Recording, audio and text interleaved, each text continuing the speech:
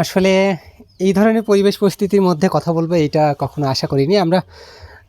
এই পরিবারটা যার সামনে দাঁড়িয়ে আছি হারেশ আলী, ইনি মূলত আমার প্রথম টেলিভিশন সাংবাদিকতা ইন্টারভিউতে যখন নিউজ করি তার প্রথম নিউজটাই গিয়েছিল। তো তারপর থেকে আমি খোঁজখবর রাখতাম, মাঝে মধ্যেই আসতাম, তার বিভিন্ন খোঁজখবর রাখতাম, কিন্তু দীর্ঘদিন মধ্যেখানে আমি কোনো খোঁজখবর রাখতে পারি নাই, যার ফলে এই পরিবারটার উপর দিয়ে অনেক ধরনের ঝড় বয়ে গেছে, আমি এগুলো বুঝতেই পারি নাই। তো কালকে যখন আমরা গত শনিবার আমরা একটু খোঁজখবরের জন্য আবারও আসি, আমি এবং নাসির ভাই দুজন মিলে আসার পরে এই পরিবারটাতে আসলে সেই পরিবেশ পরিস্থিতির কথাগুলো শুনে চোখে পানি ধরে রাখার মতো অবস্থা ছিল না। ওনার ওয়াইফ মানে হারেস চাচার যে স্ত্রী আছে চাচি, উনি 4 পায়ে হাঁটা মানে 4 হাত পা দিয়ে হাঁটাচলা করে। তো তখন মোটামুটি ভালো ছিল, রান্নাবান্না করতে পারতো। কিন্তু দুঃখের বিষয় হলো পরবর্তীতে এই যে মধ্যেখানে আমি খোঁজখবর রাখতে পারিনি, সেই সময়টাতে ওনার পায়ে পচন ধরে এবং তাদের যা কিছু ছিল সেইগুলো বিক্রি করে গ্রামের সহযোগিতা নিয়ে তারা রাজশাহীতে নিয়ে যায় এবং সেটা মানে ড্রেসিং করে তারা আবার বাসায় নিয়ে আসছে। তো চাচ্ছেন নাকি ঔষধ লাগে 1200 টাকা পার ডে। এখন যে পরিবারটা ভিক্ষাবৃত্তি করেই চলে, যে পরিবারটার কোনো উপার্জনক্ষম মানুষ নাই, সেই পরিবারটাতে যখন 1200 টাকার ওষুধ লাগে, এইটা কিভাবে বহন করা যায় আমি হয়তো এটা খুব ভালো জানি। তো কালকে যখন এসে খোঁজ নিচ্ছিলাম যে চাচারও প্রচণ্ড জ্বর, চাচা একেবারে কথা বলতে পারছে না, চাচা কিন্তু খুব কথা বলে, কিন্তু জ্বরের কারণে কোনো কথা বলতে পারছে না। আবার আরও একটা বিষয় যে যখন আমি খোঁজ নিলাম, খাতিজা আছে যে পাশটাতে, খাতিজার থেকে যখন শুনলাম যে আসলে বাসায় খাওয়া দাওয়ার কিছু আছে কিনা, তখন সে বলছিল যে না, চাল ডাল তেমন কোনো কিছুই নাই। তো আমি পরে ওইটা নিয়ে আসলে মনিরুল ভাই, তাকে আমি যোগাযোগ করি, সে তার উদ্যোগে এবং আমাদের কিছু প্রচেষ্টায় অল্প কিছু খাবার দাবার নিয়ে এসেছে। আমি এইগুলো আসলে দেখাতে চাই। খাতিজা, তুমি একটা ডালি নিয়ে আসো তো, ডালি টালি কিছু আছে। আমি খাতিজার কাছে সেই জিনিসগুলো একটা একটা করে দিতে চাই, যদিও এইগুলো আসলে খুব বেশি কিছু না, এগুলো খুবই অল্প পরিমাণে, হয়তো 7 দিন 8 দিন বা সর্বোচ্চ 15 দিন যাবে। তারপরে আমরা চেষ্টা করব বিভিন্নভাবে তাদেরকে আরও সহযোগিতা করার, আর আপনারা যারা বিভিন্ন জায়গা থেকে তাদেরকে সহযোগিতা করবেন তারা করতে পারেন। আর আরও একটা দুঃখের বিষয়, এই পরিবারটাতে আসলে আসার পরে বসবো এই জাতীয় কিছু নাই, একেবারে সব কিছুই শেষ হয়ে গেছে। আমি প্রথমে দেখাই, আমি এই যে এইখানে তাদের জন্য 30টা ডিম নিয়ে এসেছি। এইটা খাতিজা রাখো, হ্যাঁ ওই পাশে রাখো তুমি।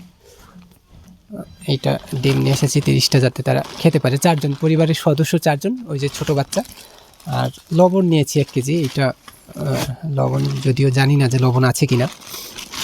তারপরে কাপড় কাচার জন্য 2টা সাবান নিয়েছি, আর একটা হুইল নিয়েছি, ছোট একটা হুইল আছে। আবার 1 লিটার মতো তেল নিয়েছি, যেটা দিয়ে হয়তো রান্নাবান্নার কিছুটা সহযোগিতা হবে। আবার মসুর ডাল অল্প একটু নিয়েছি, এদিকে একটা যে মোটা ডালটা আছে। মানে এই খাবারগুলো দেওয়ার কারণ হচ্ছে কি, যে এইগুলো দীর্ঘদিন খেতে পারবে, হয়তো 8 দিন 10 দিন ধরে রেখে খেতে পারবে, যার ফলে আমরা পচনশীল তেমন কোনো খাবার নিয়ে আসি নাই। তো এইখানে আলু আছে 5 কেজি মতো আলু নিয়ে আসছি, এইটা তারা বিভিন্ন সময় হয়তো ভর্তা টর্তা করে খাবে।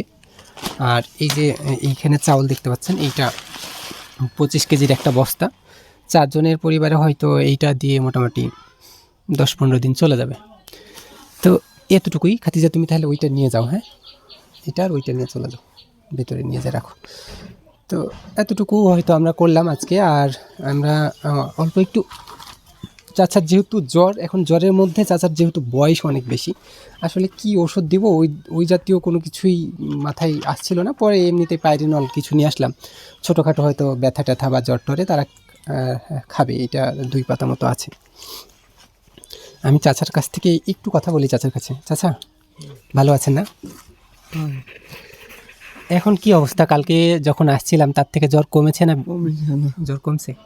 কালকে তো মনে হয় কথা বলতেই পারছিলেন না। খাওয়া দাওয়া কি করছেন? খাওয়া দাওয়া ভাত খাইছি বা সকালে? এখন দুপুরে ভাত খাইছেন? না, রান্না হয়েছে? রান্না হয়েছে। কি তরকারি ভাত খাইছিলেন সকালে? সকালে ডাল ভর্তা আর ভাত। আলু ভর্তা ভাত। মাছ কতদিন আগে খাইছেন? দিন আগে খাইছি।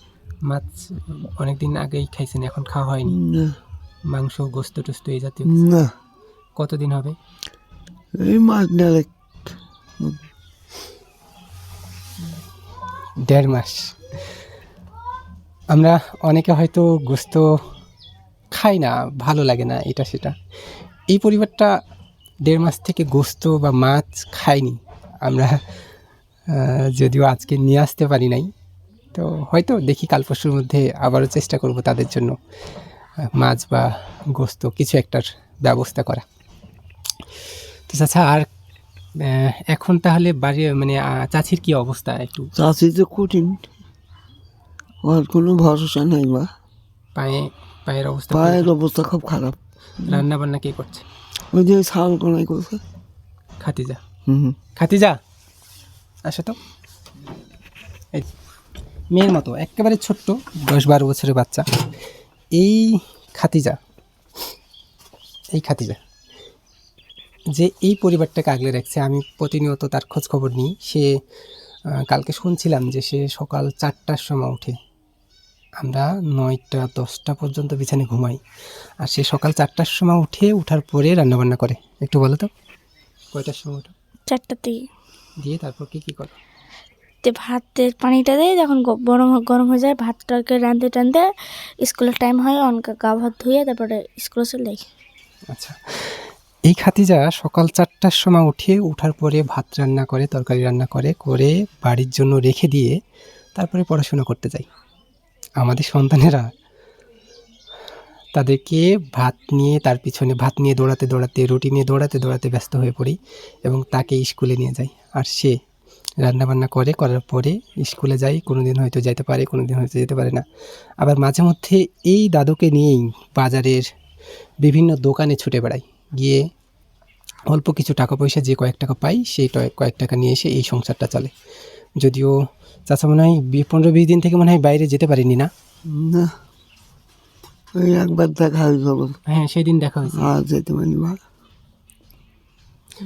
তো চাচার সাথে মূলত বাজারে বিভিন্ন সময় দেখা হয়েছে আমার, কিন্তু ওইভাবে মানে চাচা বাইরের পরিবেশে যখন যাই তখন চাচা ওইভাবে মনে রাখতে পারে না। আমার সাথে দেখা হয়েছিল, খুব বেশি কথা হয়নি।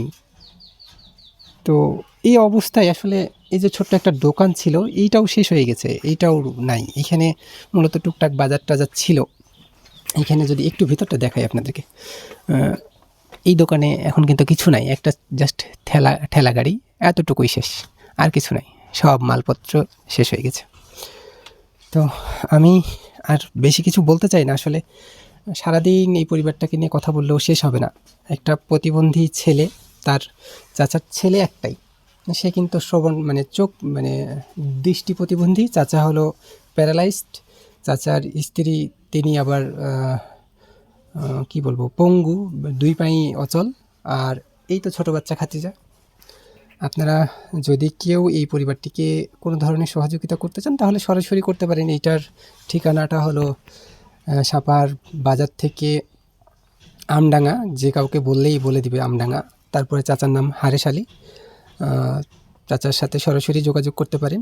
আর যদি মনে করেন যে আমাদের মাধ্যমে কেউ যোগাযোগ করবেন, তাহলে আমাদের ইনবক্সে আপনারা যোগাযোগ করতে পারেন, অথবা মোবাইল নাম্বার দেওয়া থাকবে স্ক্রিনে, আপনারা আমাদের সাথে কথা বলতে পারেন।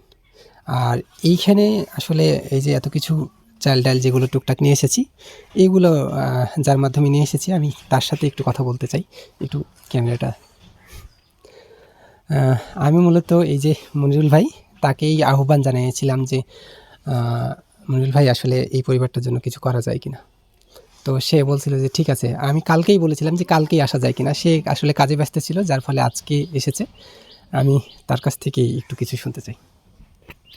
আসলে কি বলবো, যে সেলিম ভাই হঠাৎ করে আমাকে কালকে যখন বলে যে মনির ভাই একটা হেল্প করতে হবে, আমার ইচ্ছে ছিল অবশ্য অনেক দিন থেকে হেল্প করব। আমি সেলিম ভাইয়ের সাথে বিষয় নিয়ে আলোচনা করছিলাম, কিন্তু হঠাৎ করে কালকে বলার কারণে আমি দোকান নিয়ে একটু ব্যস্ত থাকার কারণে আমি বলছিলাম হয়তো যেতে পারবো না। আমি আজকে কথা বলছিলাম, আমি ওই জন্য আমার যতটুকু আমার সামর্থ্য অনুযায়ী আমি চেষ্টা করেছি।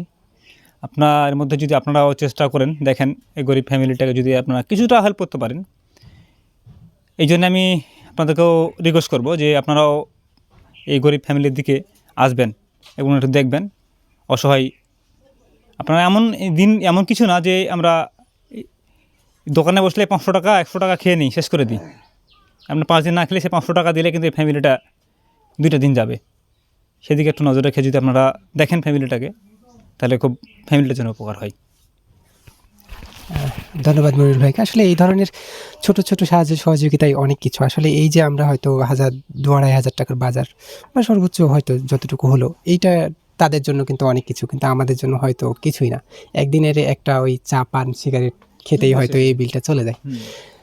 তো আমার কাছে আরও অল্প কিছু টাকা আছে, আমি আরেক দিক থেকে ম্যানেজ করেছি, সেই নামটা হয়তো বলতেছি না।